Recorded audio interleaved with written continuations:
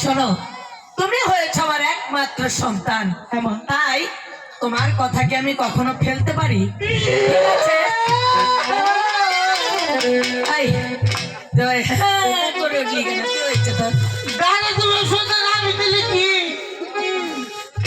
তুই কইলে কি? শোন, তোকে আমি বিদায় দিতে পারি এবং মাছ ধরতেও যেতে পারিস, তবে বেশিক্ষণ দেরি করবে না। ঠিক আছে মা, একটু দেরি করবো। তোমার পিতা ফিরে আসার আগেই কিন্তু তুমি আবার ফিরে আসবে। ঠিক আছে মা, মনে থাকবে তো? মনে থাকবে। যাই তাহলে এবার তুমি এসো। হাই গো বিদায় হাবি তাইনা ইহা বিদায় না জানো তেরে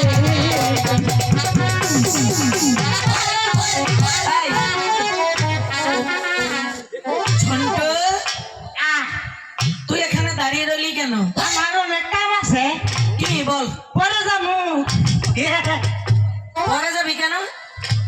দেখো, তুমি আজকে যা সুন্দর করে সাজছ না, তোমার বাড়ি করে হেজাবার তো মুখ চায় না।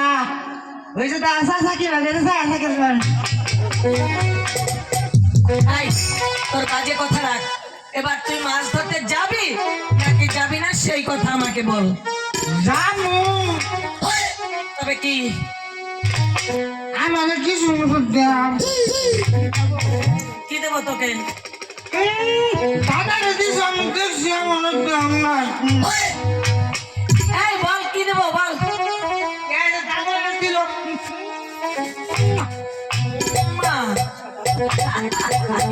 তুই একটা পাগল, সেই জন্যই তোকে বলি ঝন্টু তুই আমার একটা পাগল ছেলে। আমি পাগল? হ্যাঁ, আমি মা তোমার নিকা পাগল। হ্যাঁ, বুঝতে পেরেছি। এবার চল, তোর ভাই চলে গেছে, তাড়াতাড়ি মাছ ধরে নিয়ে আয়। যা যাই বাবার থেকে তুমি আমি যাই না।